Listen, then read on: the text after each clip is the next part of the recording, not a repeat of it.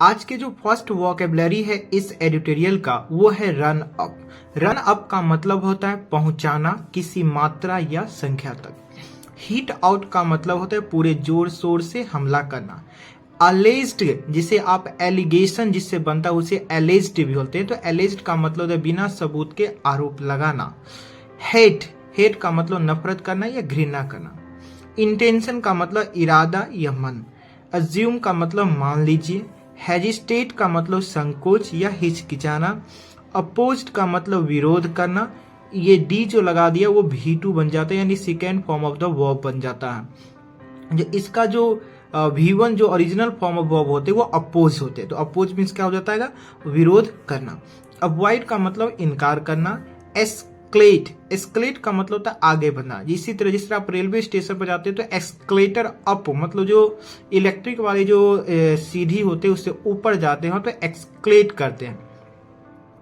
तो एस्केलेट का मतलब आगे बढ़ना या आगे बढ़ते जाना। इन्वॉल्व का मतलब शामिल होना। उसके बाद डिसरिस्पेक्ट का मतलब बेइज्जती करना या अपमान करना। उसके बाद है रिलीजन का मतलब धर्म होता है। इंडल्जिंग का मतलब लिप्त होना या धुन सवार होना। उसके बाद है अपीजमेंट का मतलब अपीजमेंट, ये MENT जो होता है उसको मेंट नहीं पढ़ते, मंट पढ़ते।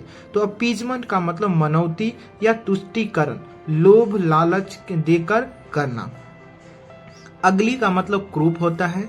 रेंस का मतलब जो होता है बागडोर, नियंत्रण या शासन। डिसाइड का मतलब क्या होता है, निर्णय करना। अटेंड का मतलब होता है उपस्थित होना। अटेंड का मतलब होता है उपस्थित होना। अलाई का मतलब संबंध बनाना या सम्मिलित करना।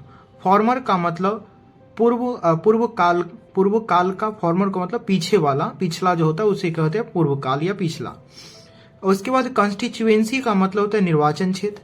पोल्स का मतलब मतदान। रिमेनिंग का मतलब शेष। सेगमेंट का मतलब खंड या टुकड़ा। अलायंस का मतलब सहमति, समझौता या गठबंधन। मोमेंट का मतलब पल। विटनेस का मतलब सबूत या गवाह या सबूत पेश करना। फर्दर का मतलब जो होता है दूर वाला, बहुत दूर। रैम्पेंट का मतलब जिद्दी, रैम्पेंट का मतलब जिद्दी हो जाएगा। अडिंग बेढंग तरह से, ये नेगेटिव मीनिंग्स देंगे। तो ये है आज का वोकेबलरी।